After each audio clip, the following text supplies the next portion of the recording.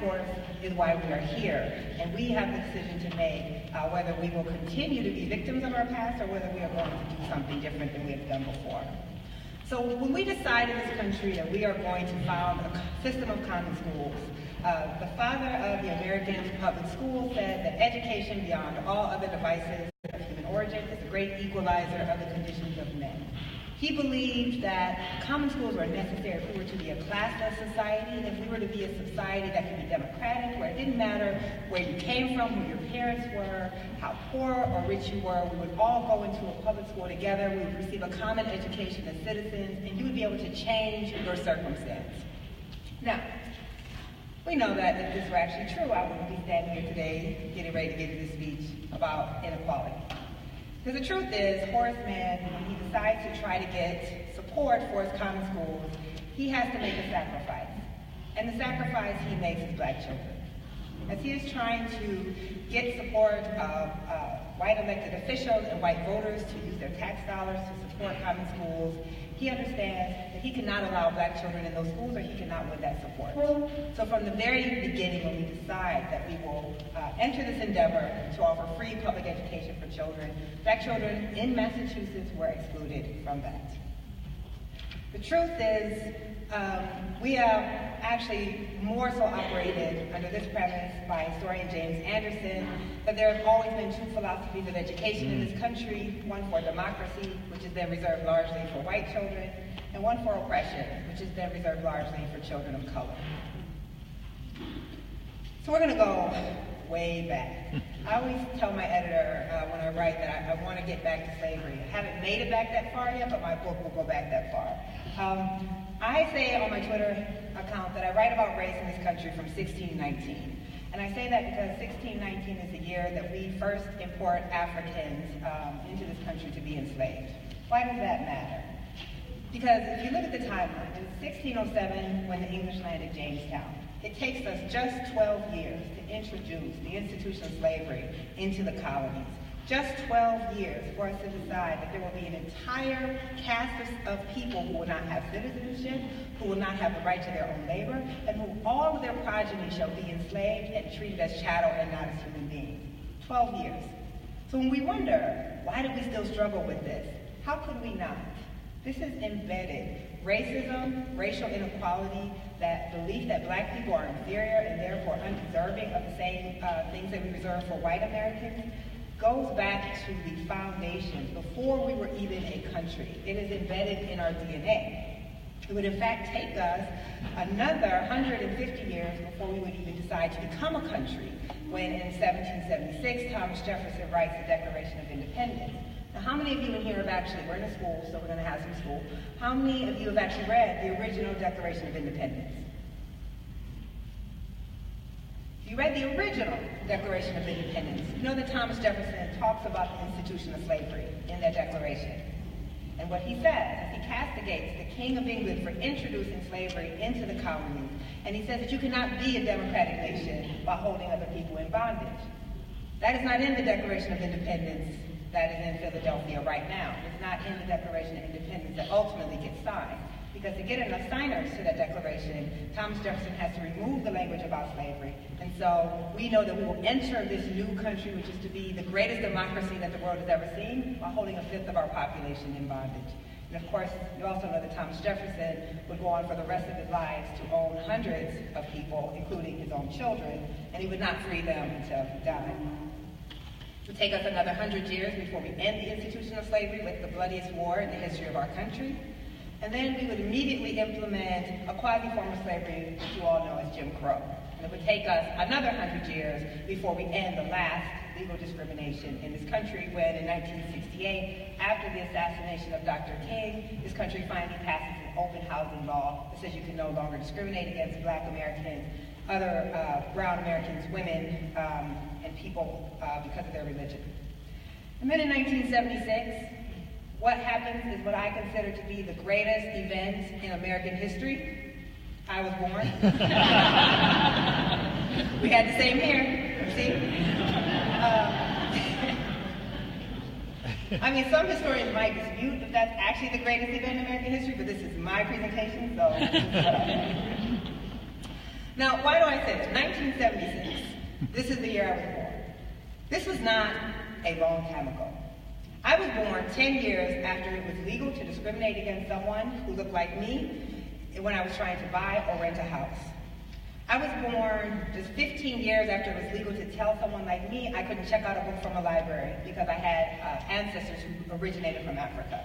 That I couldn't pass a white driver on the road or park my car in a parking space reserved for white Americans. That I couldn't eat where I wanted to eat. That I couldn't send my children to school where I wanted to send my children to school. This is a decade before I'm born. I will be 42 this year. So I think while we want to pretend that this was ancient history, this was my father's generation. This cute little girl right here was born into the first generation of Black Americans in the history of America who were born with full legal rights. Think about that. We are the first generation of Black people in the history of this country who had full legal citizenship rights in the country of our birth, of our father's birth, of our grandparents' birth, of our great-grandparents' birth, and our great-great-grandparents' birth. Those of you whose ancestors came in the 1800s or the 1900s would have immediately had more rights than those of us whose ancestors came from Africa, immediately upon stepping on the shores of this country. That is the history that we're coming from. And in fact, just 9 years before I was born, it would have been illegal for me to exist in 16 states in this union because I have a mother who was white and a father who was Black. I could not even legally exist. So, it is therefore not surprising that we are still grappling with how do we deal with racial inequality in this country, because what we did was we changed the laws, but there was no fundamental redistribution of resources that would go along with changing those laws. So we're going to go back again, slavery. I write about school segregation. I write about the fundamental fight for quality education for Black children that goes all the way to slavery when it was illegal to teach people who were enslaved to read. As I've been researching my book, I've gone back and I've looked at the slave narrative. And you see this recurring theme over and over, that people who were physically brutalized, women who were raped and molested, families who had their children sold away from them, would say over and over again that the thing that angered and hurt them the most was being deprived of their right to an education. That being unable to read was a thing that they could never forgive. And there was a reason why Black people who were enslaved were not allowed to read. Because when you read, you question. And when you read, you resist. And if you want to keep people enslaved, you cannot allow them to have a free mind. So for Black people, education has always been about more than can you get a good job. It has been about literally, will you be free or not? And so when we think about this pernicious myth that somehow Black Americans are the only people on the face of the earth who don't value an education, the history simply does not bear that out. Because even though you could be punished with death for teaching, for a Black person teaching another enslaved person to read, we did it anyway. And there are stories after stories of Black folks who were maimed, who were whipped, who were punished and sometimes killed for ensuring that they were going to find a way to teach each other to read so that they could be free. So we have slavery, and then we implement a system of Jim Crow education. Finally, when what is not commonly known is that it is the agitation of former slaves that brings common schools to the South. Prior to the end of slavery, the only people who got educated in the South were the children of the white gentry, and they went to private schools. There really were no common schools. Black people newly freed from slavery were refusing to work if their children were not to receive an education. And so you started to see plantation owners and communities starting to tax Black folks to pay for common schools. And of course, you were not going to provide free education for Black children and not for white children. And so this is how you actually see the common schools movement spread throughout the South. But from the beginning, those schools were not equal. And we all know this history. We know that in some places, the spending on white schools compared to Black schools was $100 to 1. That Black children would have to walk to school when white children were taking buses, and that the education those Black children were receiving in those segregated schools was unequal.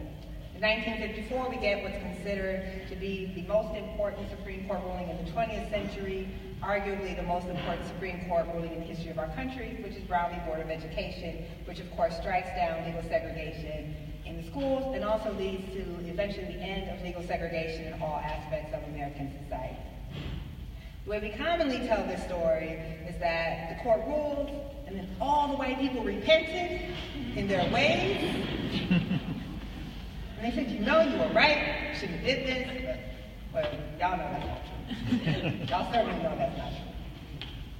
What actually happens is Supreme Court rules, and then it says that this order must be implemented with all deliberate speed, which of course the South takes to mean over our dead bodies. The South launches into a period of massive resistance, and it takes a full decade before you start to see real desegregation in the South. Now, smart places, border states like Tennessee, almost immediately took the laws off the book requiring segregation, but didn't actually force integration, which we all know meant that the laws were off the books, but there was no real integration happening until 1964. A couple of things happened. Congress passes the 1964 Civil Rights Act, which we know has to do with public accommodations, but it also, for the first time, gives the federal government the right to sue school districts to force desegregation. So now you have the government on the side of integration. They start threatening to sue school districts. They start suing school districts, and they start stripping federal funds from school districts that aren't integrating. So then you start to see desegregation beginning to happen, including in Chattanooga and all across the South. And then in 1968, the Supreme Court finally gets its act together and says, we have to have actual desegregation. It's not enough to simply change the law. We need to have schools where you can look at a school and you will no longer see a black school or a white school, but just schools. And that the integration must happen from the janitorial staff, to the cafeteria worker, to the teachers, to the students, the entire school.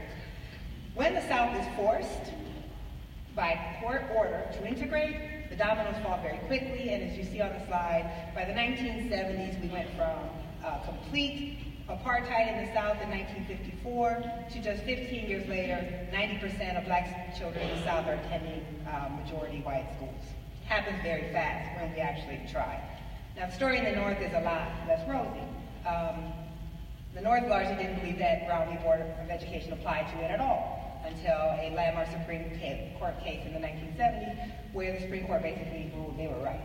So we've never seen much massive desegregation in the North. The South has been, for the last 40 years, despite my fellow New Yorkers who all like to look down on the racist South, the South has actually been the most integrated part of the country for black children for the last 40 years. So I'm going to show you guys a couple of slides, because I think, when we think about the civil rights movement and the way it's taught, it's about some kids getting mustard poured on their heads. We don't think about how actually brutal and violent it was. This young lady, you guys will probably know, her name is Ruby Bridges. She's wearing these Bobby socks and carrying this very adult attaché case. She's 6 years old in this picture, 1 year younger than my daughter. And these three fine white gentlemen are the U.S. Marshals who had to guard her every day as she walked through the white mob that was threatening to tear her apart for daring to become the first black child in the South to integrate a white elementary school. Now, Ruby Bridges would walk through this mob every day. The mob was mostly filled with white women, not white men. It was the mothers who were fighting this most viciously. That little baby, that's a homemade casket and a little brown baby doll that these mothers built to send a message to Ruby Bridges that this would be her fate if she continued to go into this school. That first semester, Ruby Bridges sat in that classroom by herself. Every white parent took their child out of that school, and it was Ruby Bridges and her teacher for that entire semester. I think about this little girl a lot because I have a child who's just a year older than her. And I wonder would I have had the courage to put my child through that, to send my child through this white mob every day and have her sit in a classroom because being a black child is so tainted that these parents couldn't dare to have their child sit in the classroom with her. I don't know if I would have had the courage, but let's all be thankful that her parents did and that so many other black parents were willing to risk their children and their safety in order to make this country live up to its ideals. Now, I never like to let any part of the country off the South because I don't think racism is a Southern problem. I think racism is an American problem. This is Boston. When Boston was found to have intentionally and unconstitutionally segregated its schools, judge ordered desegregation there, and white people, just like in the South, lost their mind. They showed how Southern, I think we all see race in this country. This guy ends up trying to impale and almost did impale this black man on this flagpole. This is the taunting that occurred once a handful. And keep in mind, for those of you who don't know the history, there's a lot of you in here who may have lived through this history. Desegregation meant a handful of very carefully picked black children entering into white schools. 4 or 5. And the children were considered the most quote-unquote pristine in a community. And this was the backlash to a very small number of black children entering schools that their parents' tax dollars were also paying for. This is up north in New York when the district decided to integrate a handful of schools that were under-enrolled to relieve overcrowding in black schools.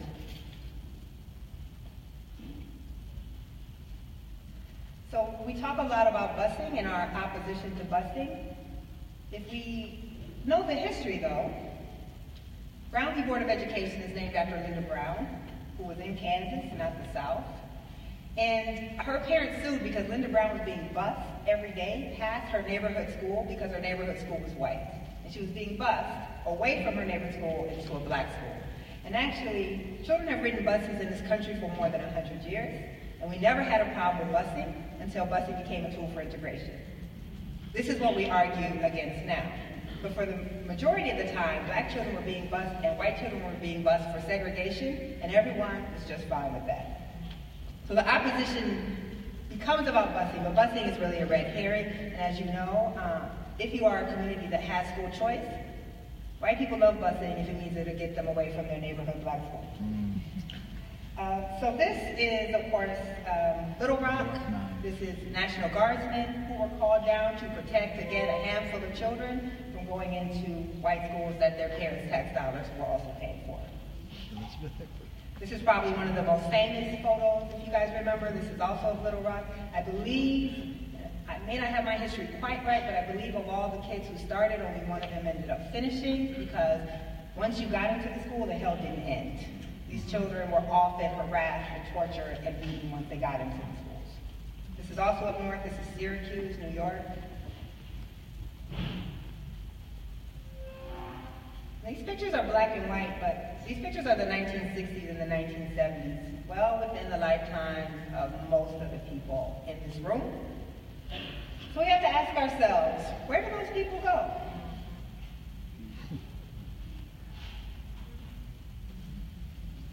They went into Congress. They got elected to your school boards. They run your companies. These people didn't just disappear. And I think we would prefer to believe that that generation died out. But again, let's do our math on the timeline. That generation, those are my parents. Those are many of you guys' parents or your grandparents or you. So, why does integration matter?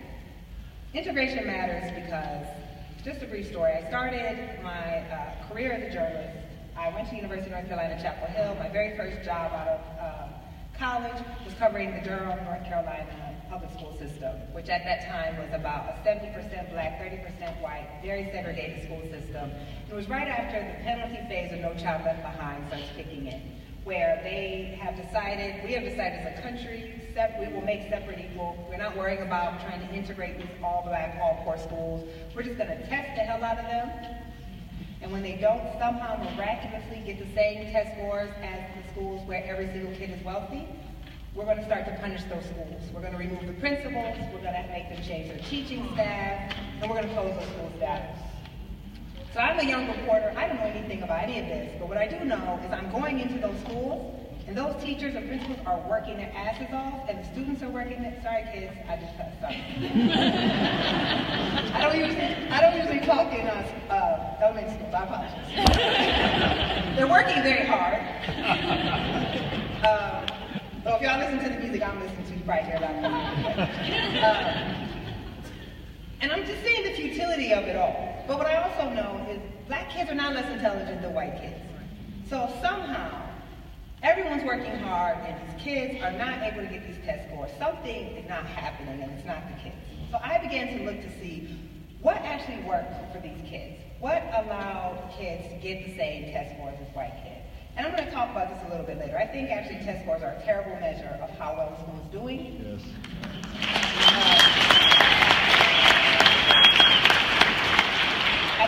very narrow measure of what schools are supposed to do, and I think it's an impossible measure of intellect. It's a measure of advantage, and we know that. Yes. With that said, this is the measure that we're using, and I do believe, because we know it's a measure of advantage, because we know it's not about intelligence, then kids should be able to get high test scores if we give them the same resources.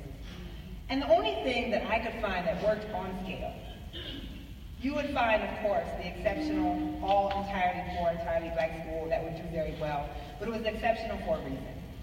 The amount of resources that it takes is either not sustainable, or as a society, we just never choose to give those schools the resources. The thing that I found that worked was integration. It wasn't that I thought this was the tool, it was just the only thing when I did my research that I found. So what the slide is a slide of national assessment scores. These are national tests that are given to certain grades. And this shows these test scores over time. So the line on, that's really small. The line on the top, red line, are white test scores, reading scores, and the line on the bottom are black reading scores. And if you see in 1971, there was a, you may not, you probably can't see it, I'll tell you. In 1971, there was a 40-point gap in the reading scores between white kids and black kids. By 1988, after really, if you remember my timeline, this would have been only about 15 years of real desegregation in this country, that test score gap narrowed by half to 18 points. Now, 1988 was actually the peak of desegregation in this country. This is the point in which black students are the most integrated with white students. This is, of course, just 2 decades after we tried to actually integrate schools. We have already decided we've done enough, and we're going to start walking away. And I believe, if my history is correct, in Chattanooga, that desegregation order was ended in 1986. So just 2 years before the peak, judge said you guys had done enough, and your desegregation order was ended. So if you know that 1988 is the peak of desegregation, you can look at this mapping of test scores and you can see what happens as schools start resegregating, the test score gap widen, and every single school reform that we've gone through since then, No Child Left Behind, Race to the Top, charter schools, vouchers, you name it, nothing has narrowed that gap even back to where we were in 1988. This is just the facts. The other important data point, I think, is you should look at, as black test scores are improving, white test scores are not going down. So this fundamental fear that somehow white children are harmed by desegregation is not borne out by the facts. It's not borne out by any of the longitudinal data that's out there. So as we have gone backwards, where we are right now is black children in this country are segregated as they were in 1972. We have literally gone backwards in time. Now, why has that happened? Mostly because we are losing the South. So the Northeast and the Midwest remain the most segregated part of the country for black children. There was never any real desegregation in those parts of the country. But the South became the most integrated. And as these court orders are being lifted, as soon as communities are no longer required to integrate by the courts, they immediately began to do things to start to resegregate the schools. And so if we in fact lose the South, we lose the country. So we believe that we actually tried really hard. Now, I'm a journalist, so my math isn't great. But what I can tell you is black folks have always been, since the end of slavery, about 13% of the population, and we've never even had a single point in time where half of black kids went to majority white schools. Mathematically, that's not really possible unless you've really decided that you're going to work really hard to make this so. Black people are a small minority of this country, yet have been isolated in schools that are almost entirely black, and now entirely black and Latino. So, another quiz. How many of y'all have actually read the entire Brown Board of Education ruling? Don't lie, because I will quiz you. Look, your hand went down fast. How many? Anyone? This is the worst I've ever had. Or maybe you guys are just the most honest. We read the somber. So I asked that fairly for a reason. Now, one, actually don't feel bad. I didn't read the whole ruling until I started writing about school segregation. And most people have never read any Supreme Court ruling in entirety, except really nerdy people like myself. But the reason I ask that is because most people actually have no idea what Brown v. Board of Education is about. We think it was about resources. We think Brown v. Board of Education was about the fact that black schools didn't receive the same resources as white schools. And because we believe that, then we actually think the fact that our schools are segregated, though not by law, is okay as long as we give those schools the same resources. But if you read the ruling, Brown v. Board of Education doesn't mention resources one time. It is unconcerned. The South had actually started equalizing black schools leading up to Brown because it was concerned that it was going to face a Supreme Court ruling. The Supreme Court had started ruling against segregated graduate schools and professional schools and colleges, and they knew that if they didn't start to equalize these schools, there was going to be a larger ruling that would affect K-12 education. Well, Brown v. Board of Education is about citizenship. It is about racial caste. What it says is that separate is inherently unequal. It cannot be made equal. It doesn't talk about test scores. It doesn't talk about books or facilities. It talks about a race of people who have been separated from the ruling class because they were thought to be inferior, and that stigmatizes them and deprives them of their right to full citizenship. So if we understand that Brown is about citizenship and not about resources, then we begin to think very differently about the segregation that we allow today. If segregation cannot be made equal, then how do we sustain the segregation that we allow? So this picture here on the left is about 1953, and the picture here on the right was 2 years ago. Somehow we have told ourselves that this picture on the left is wrong and the picture on the right is okay. Because the picture on the left was mandated by law. We don't have that law anymore. But we have the same results. And unless you believe that poor black families choose to put their kids in inferior schools, then you understand that this is not about free choice. The segregation we see is not because people choose to put their children in unresourced schools. It's about the decisions that those of us who have power and say make about other people's children and about who is going to sit in the classroom with our own kids. The picture on the left is the Bronx, New York. I live in New York City, the great melting pot. We have probably one of the most progressive mayors in the country, and we are the most segregated large school system in America. The picture on the right is Tuscaloosa, Alabama, where these kids will spend 13 years in schools where every single kid is black and every single kid is poor. It is a national problem. This is a problem in many places where you find a substantial number of black children. We find a way to segregate them. We have told ourselves that we can make it equal now, even though we never have in the history of our country. But what the data shows is the longer a black child stays in a segregated school, the wider the achievement gap grows. Instead of actually closing that gap, our schools are exacerbating that gap. We are actually putting black children further and further behind the longer they attend these schools. And the explanation for that is very, very simple.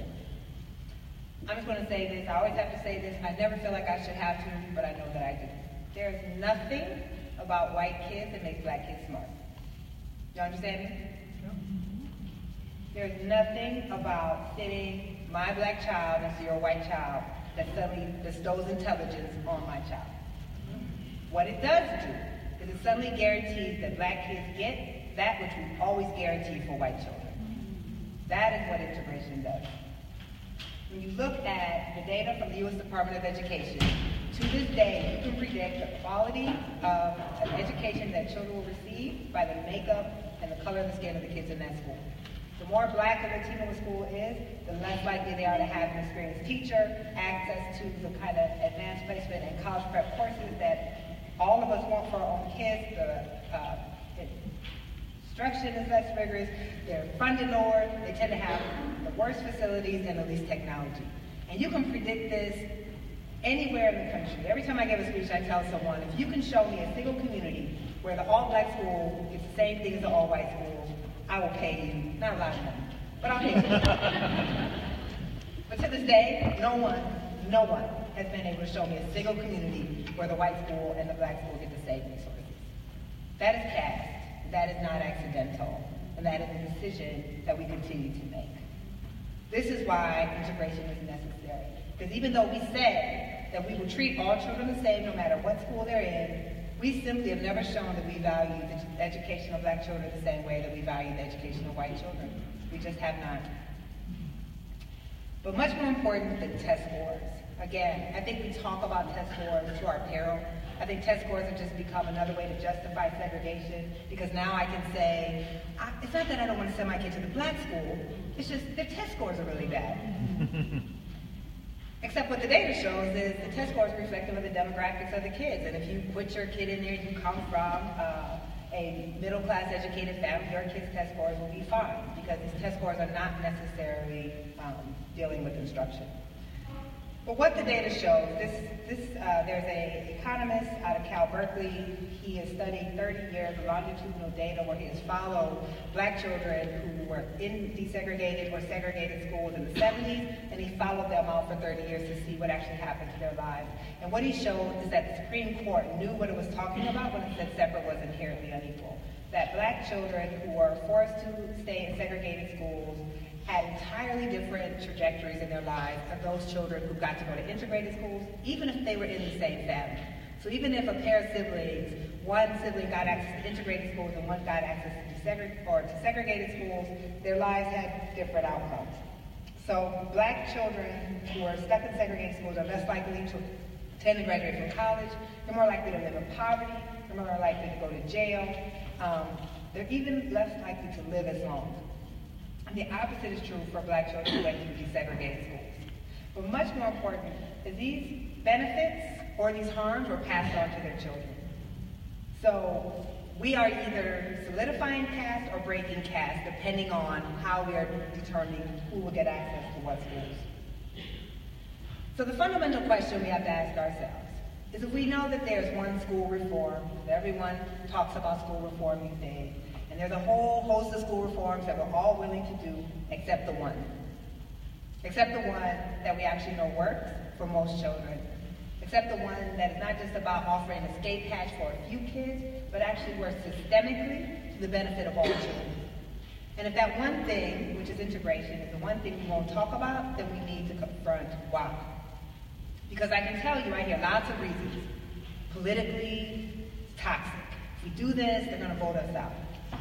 If we do this, white people will leave the district. They're not going to go to these schools if we make them go. They'll leave the city. I hear a lot of excuses about why we don't work towards integration, but I never hear that it's not the best thing to do for children. Because every educator in this room, every parent in this room knows that this is the best thing to do for children. And so if we're not making decisions about education that have to do with what's the best thing we're doing for children, then what are we doing? The other thing I would tell you is that none of this is accidental. We all would like to pretend that we have clean hands. We are making choices. We are making choices about whose children are valuable and whose aren't. Whose children will get an inordinate amount of the resources in a district. I was looking up some statistics last night about your district, and you can predict access to AP courses. You can predict access to ID. You can predict access to college prep curriculum based on the demographics of the kids in the school. How do we accept this? What is it about me being born black and in poverty that means that I don't deserve the same type of classes that a wealthy white kid across town deserves? And who makes those decisions, and why do we allow it? How do we draw our school attendance zones? There was a great piece by Vox. They looked at attendance zones all across the country. Whenever I do my reporting in a community, one of the first things I do is request the attendance zone maps for that district. Because attendance zones are as heavily gerrymandered as congressional districts, and they are almost always gerrymandered in a way that produces more segregation. Yes. Someone sits down, add a map, and they get the demographics for a community, and they draw certain demographics into certain schools. This is a choice. Because the same way you can draw these maps for segregation, you can draw them for integration. But what's the problem with that? Property. Because when I buy into this high-rated school in this white community, my property values are directly tied to my exclusive access to these schools. So when we talk about integration, we're also talking about money. And this is why we only get so far. This is why very well-meaning people who say they believe in integration fight efforts to actually make things more equal. We have lost the moral message of public schools. When we think about what public schools were for, Public schools are not about, can I get my kid into Harvard? Public schools are not about, how do I advantage my own child? We're in a capitalist country. If you want to spend your money and put your child into the best country or school that money can buy, I might judge you, but I can't argue with it. But we're talking about commonly funded schools for the common good, which means we all put in and we all get the same thing out, no matter if I can put in a lot or I can put in a little. But the way we've come to talk about schools is it's the marketplace. And you should have to vie for my child. And if I pay more property taxes than you do, I should be able to get a better school, publicly funded school for my child than you should. That is very dangerous. People asked me, I got a question the other night when I was talking in Memphis about Betsy DeVos. I don't spend a second worrying about Betsy DeVos because it has been progressive liberal people who have blown open this idea of school choice in the marketplace and charter schools and all of those things. I mean, it was under Obama that you saw expansion of money for charter schools. This is not a conservative issue, and it is not a progressive issue. This is an American issue. I might get this question tonight. I started putting this slide in because I get this question every time I give a talk where people are like, what can we do? We know what to do. What people really are asking me is, what can we do that's easy and that won't cause me to give anything up? My answer to that is nothing. If we're going to fix this problem, it's going to be painful. We have to understand the pain that was caused to get here. Think about all of the black children whose lives and ambitions and abilities and talents have been sacrificed over 2 centuries in order to create the segregation that we are trying to undo. So to expect that those who have been the beneficiaries of that sacrifice have to give up nothing for equality is naive and silly. And I'm actually not interested in having that conversation. So if that was on somebody's question, don't ask me. Because the truth is, we cannot say we want equal educational opportunities for everybody's children while we work to advantage our own. You can't have those two things.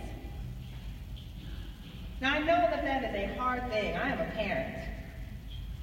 And most of my career, I was writing about schools when I didn't have a kid. And all of you know how easy it is to have values when you don't have to live them.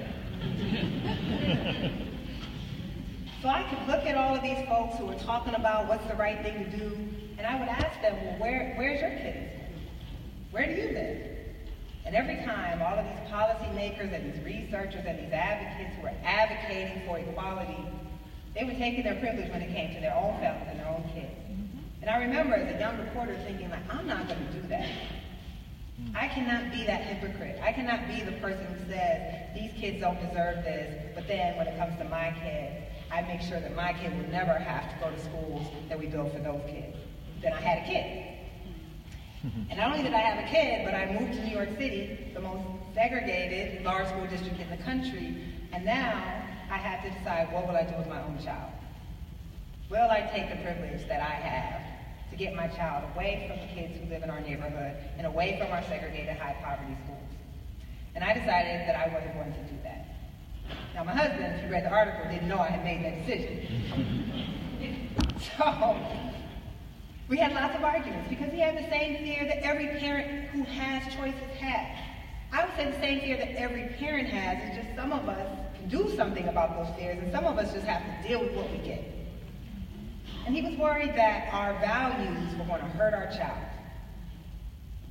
And I told him that I just fundamentally don't believe that my child is better than any other kid. Most of you guys probably don't believe. You probably do think your kid is extra special. Extra. And maybe some, a few of your kids might be extra special, but just if you understand math, everybody can't be exceptional. So this piece was about grappling with understanding when you have so much inequality, doing the right thing can be very hard. Because doing the right thing may mean you have to give up some of that privilege that you have. The difference is, so if you know the story, we do end up putting our daughter in a 92% high poverty, free and reduced lunch school, a school that is almost completely black and Latino. Of course my daughter's doing fine because she has 2 upper middle class educated parents. She would be fine. But what's important is that we are able to give some of our benefit to other families, other kids. Things that, for instance, there's certain things that just don't happen at a school, and the New York Times reporter has a kid in that school.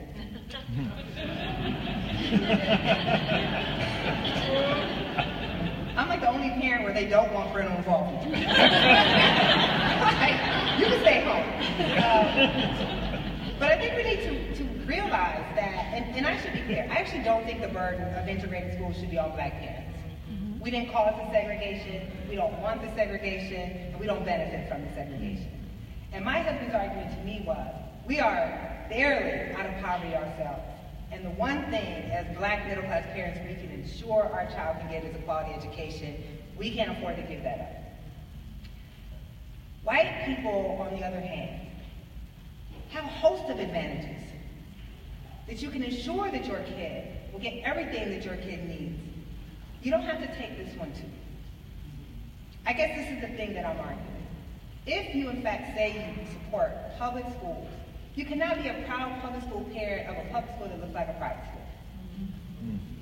school. You don't get credit for that.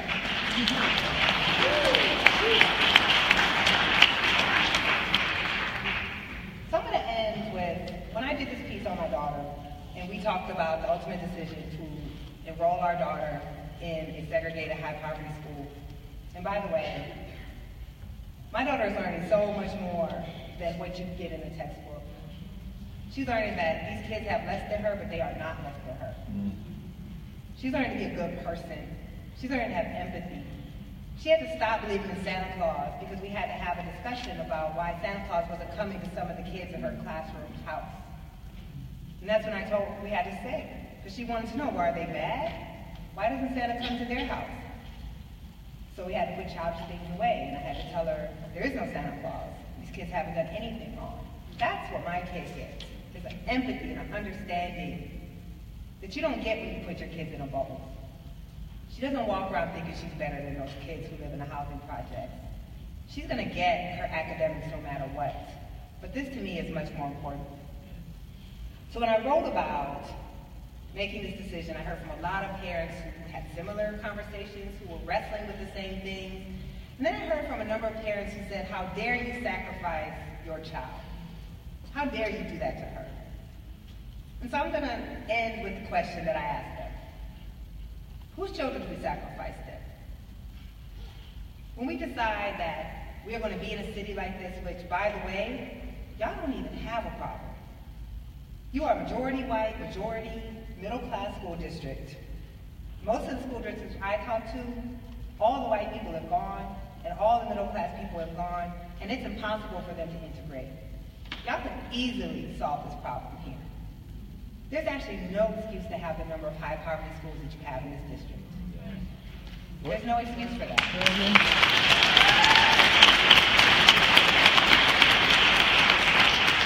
So let's be clear. We are making a decision that some children will be sacrificed. When we sustain the system, we are choosing that some children will be sacrificed. So whose? These kids here? These elementary kids in Tuscaloosa, Alabama, who go to a school where every single kid is poor and every single kid is black, and where every 3 years they're under state improvement and they're getting a new principal and they lose half the teachers that they loved because that's how we're going to fix the problem. Are those the kids that we sacrifice? Do we sacrifice Maria? If you guys listened to the piece I did on Michael Brown's school district for This American Life, Maria was the student that I featured in that piece. If you didn't hear the piece, when Michael Brown died, I decided I wanted to look at what his schools were like. I wanted to look at what his schools were like because the very first interview that his mother did, when he's lying on the ground dead behind her, she says, you know how hard it was to get a black boy to graduate from high school? And I remember as a parent thinking, if my son is dead on the ground behind me, I wouldn't be talking about school. Unless you understand what the struggle of the school that boy probably went through. So it took me 5 minutes on Google to confirm what I thought. I knew he went to a segregated, high-poverty school, and I knew it was a school district that didn't educate him, and that's why His mom said that. So Normandy was the poorest and most segregated school district in the state of Missouri. Out of 516 school districts, it was ranked 516th. Got so bad that the state finally unaccredited the district and triggered this little-known law in the state of Missouri that if a district gets unaccredited, it gives those kids access to an accredited district nearby, and that district has to take those kids no matter what. If you know anything about race in this country, you know what color the kids were in the accredited districts. They were white. And so these kids got access to these white schools, and all hell broke loose. And we played the town hall meetings that the white parents had to keep these black kids out of their schools. Black kids were coming into these schools only because they wanted an education. And that's when Missouri decided that it was going to do something about this segregation, or do something about Normandy. And what it did was change the law to force those Normandy kids back into the district. So the only time Missouri was willing to do something about this district was when those kids got access to white schools. And what they did was force those kids back to their segregated family district. Mario got to spend 1 year in this high school where she finally got to see what a high school education was supposed to look like. And then cruelly, she got sent back. So, she the one we sacrificed then? Or is it Delisha? I wrote about Delisha in 2014 for the 60th anniversary of Brown v. Board. Delisha is also in Tuscaloosa. On this night, she was just crowned homecoming queen. She had dimples that were bigger than mine. She was the homecoming queen who dated the football star. She was a state track champion. She was an honor student, class president. This girl did everything that we tell kids that they have to do if they want to be successful. But she also was in a school district that had been released from its school desegregation order, and immediately upon being released from its school desegregation order, it set about creating an entire black feeder system of schools where every kid was black and every kid was poor. And so she spent all 13 years of her education in entirely segregated schools that looked just like the schools that her grandfather had gone to. And of course, when the district decided to resegregate the schools, it made all the promises that we always make when we sustain segregation. It promised that it would treat the black school just like the white school. Now raise your hand if you think they did that. You guys are so cynical. Or maybe you just understand America. Of course they didn't, and we know they didn't. We actually should all be ashamed that every last one of us knows that they didn't. So while the high school across town had 14 advanced placement courses, Delisha's school didn't have one. Her school didn't have physics, it didn't have chemistry, it didn't have a newspaper, it didn't have a yearbook. She took every tough course that they had to offer, and she told me when she took her ACT prep class was the first time that she realized she actually didn't know anything. She sat in that class with those white kids from across town, and she told me they knew so many things that I never learned. And then she took her ACT, and she got a 16. She took it again, and she took it a third time, and she could not get higher than a 16 on that test, despite being the top student at her school. Now, the University of Alabama, you see those big lights in the background? University of Alabama Stadium is 2 blocks from her school. She couldn't get into that college. She told me that she thought college would be the first time she would ever attend an integrated school. She was looking forward to sitting and talking about Shakespeare and science with kids who were Latino and white and Asian because she'd never had that experience. But every day when she came home, despite being the best student in her school, she didn't have any letters from colleges who were trying to recruit her because she got a 16 on an ACT from a failing all-black high school. And so she ended up going to historically black college in Birmingham, and she's doing fine. And I love historically black colleges, and I think they're important, but that's not what she wanted. And that's not what she deserved, but that's not what she wanted. So, I would ask you, is she the one we sacrificed? Except we already have. We already did. And these kids know it. And then we tell them, why don't you value your education? Maybe it's because they see how little we value it, and maybe they react to that. So I'm going to close. And what I'm going to say is I ask that each of you go home today and look yourself in the face in the mirror. And ask yourself, what are you going to choose? Because it is a choice. don't believe that everyone will leave here and suddenly see the error of your ways and decide that you're going to do something about the segregation system.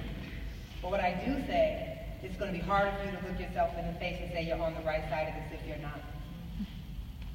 So you decide, how many more children are we going to sacrifice? Whose children are not worthy of the same things that we want for our own kids?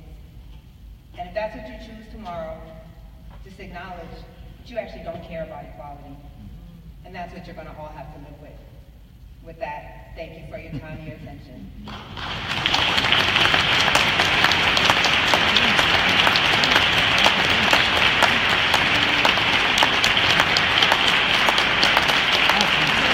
Good job. Good job. Good job. I don't care.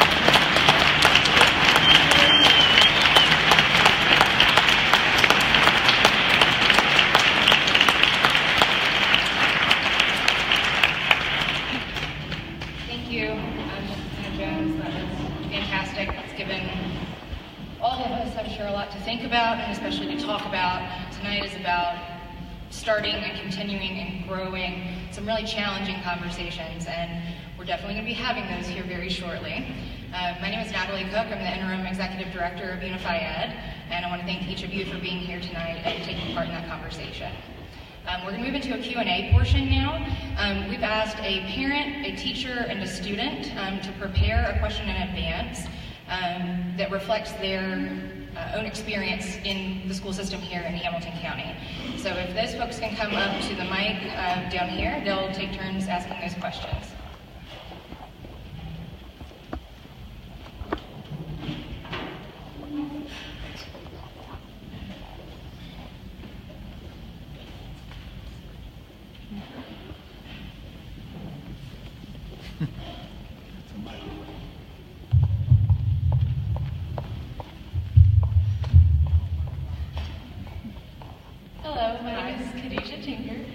I'm a junior at Lookout Valley High School, and Lookout Valley is a very close-knit community that is predominantly white. Everyone in Lookout Valley grew up together. We all went to elementary school together. We're now in high school. And recently, students from predominantly black neighborhoods have been coming to Lookout Valley, and I've been noticing the two student groups have not been interacting. What can school leaders do to ensure that the students will interact with each other? Good question. Can I ask you a question? Yes. Are your classes tracked? Are kids separated by academic track in your high school? It depends. Not really. Like, we're a small school, so it's kind of, we only have the classes that we have, and so it doesn't matter if, like, we just kind of put them all in a class because it's the only thing we offer. So your classes are integrated? For the most part, yes. Okay, so you're talking about things like lunch hour or... Okay, so I don't know how you necessarily fix that, and I don't know that I'm necessarily concerned with that. As a kid who was bused into white schools myself, being able to have that time where I was around other kids from my neighborhood was actually really important for me, because I advocate integration because I think it is the right thing to do for equity, but it's very hard. Culturally, it was very hard for me, and it's very hard for the kids who are coming into a community that's not their own. With that said, I think that educators don't often think enough about how do you bring these communities together, and somehow believe that if we just put kids in the building, that they will naturally blend and merge, and that's not true. I don't pretend to be someone who studies educational praxis, I don't. But I think it really does come from the leadership of the school. In which ways are they trying to welcome those students in? In which ways are they trying to ensure that the different communities are coming together? Sometimes it has to do with, do you have a club? Do you have things that happen in terms of the auditorium and having group activities? And I don't know how long this has been happening or what's being done there. But I also feel like students have a lot of power. And when I look at the study of like the civil rights movement, these were kids. I think if you look to adults, adults are going to keep failing you. We've already failed you guys.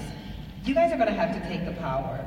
And if this is something that you're really interested in doing, I think maybe you should start a club or organization that is built around this and not wait on adults to do it because they won't.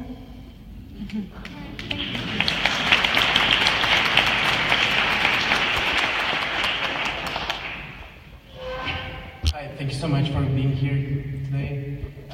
My name is Jonathan Ramirez. I'm with Project Inspire, and I'm a resident teacher at Eastside Elementary School, which demographic consists of 65% Hispanic, 31% Black, and only 3% white. I'm originally from Mexico, but I lived most of my adult life here in the southeast of the United States. I have seen the segregation and racism in the communities. Since working in the school system, I have noticed that immigrant Latino parents want to be part of the education of their children, but they don't know how. So far, I haven't seen any type of formal implementation from part of the district or the state to help these types of communities in educating them on how education really works in the United States. So what advice would you give to the Latino community and new teachers that are interested in ending this type of segregation in schools? I feel like I want to ask you your advice. You know, this is, don't take it the wrong way. This is the best thing about being a journalist. I just write about the problems. I don't have to figure out how to actually solve the problems. And I would actually, you know, I would never be arrogant enough to come into a community and tell you the particulars of how to deal with the issues on the ground. I think that you have the answers, and I think the parents have the answers. I think what's the hardest thing is when you have communities that are marginalized, it's often hard to get people in power to listen to them. I think that's the hardest thing. And that's what I see in our schools is educators want to know why parents aren't engaged, but when they try to engage, they're dismissed. And so they learn to stop trying to engage. And I think that's the hardest thing that you all have to deal with.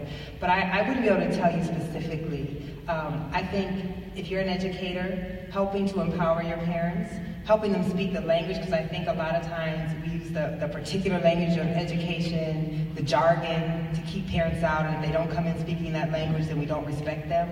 So helping them to navigate that, I think, is how to help them to come into their power. Great, thank you so much.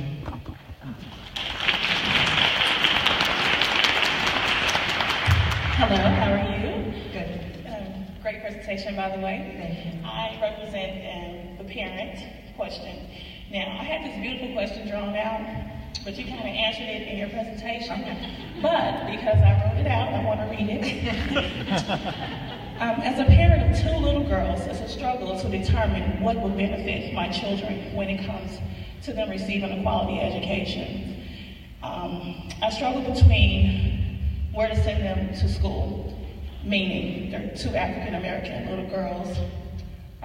The schools that we're zoned for aren't the best. So I sent them to a charter school. You answered that. You sacrificed, our children, your daughter.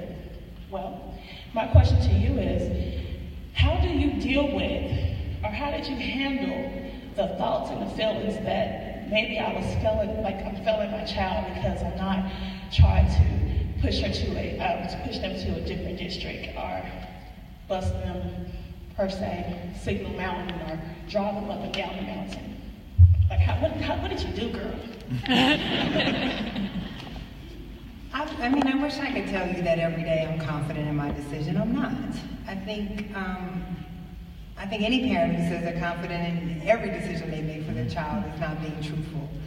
I think I'm just trying to do the right thing for both my daughter and for other people's kids.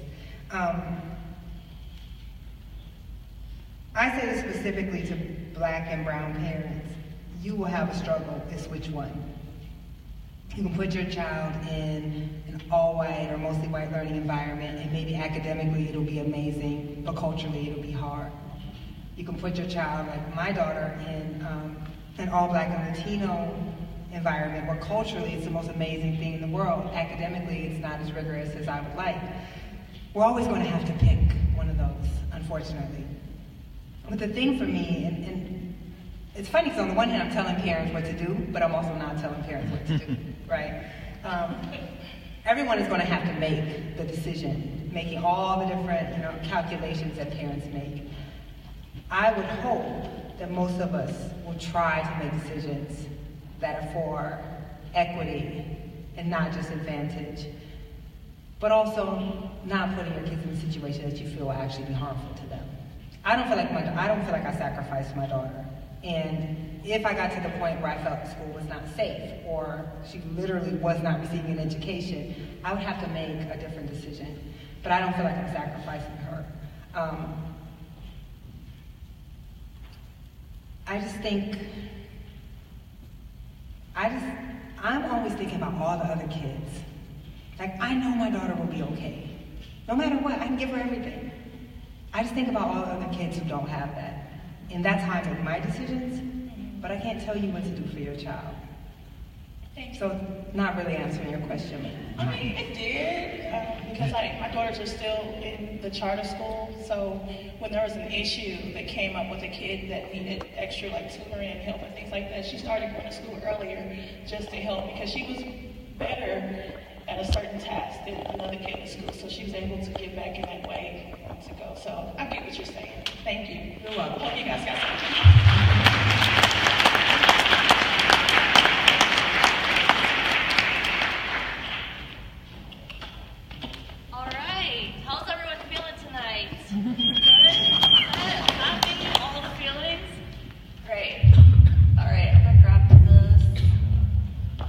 Another round of applause for Ms. Nikole Hannah-Jones. Thank you so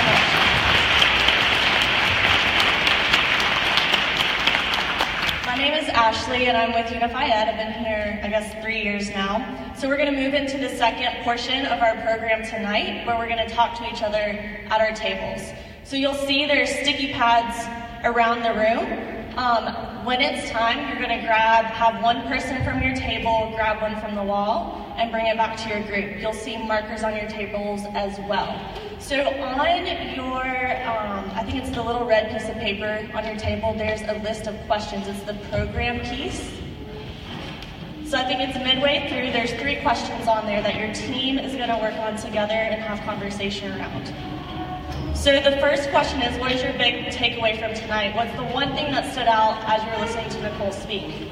And you can have that conversation and you're going to dictate that on the sticky chart. The second one is, how did what you learned tonight, how does it relate directly to our public school system or to you personally, to your children, or if you're a teacher, the students that you work with? And then the third question is, what can we do as a community to begin to address socioeconomic and racial segregation issues in our community? So what are we going to do? What are you going to do individually, and what can we do as a community as a whole? Okay?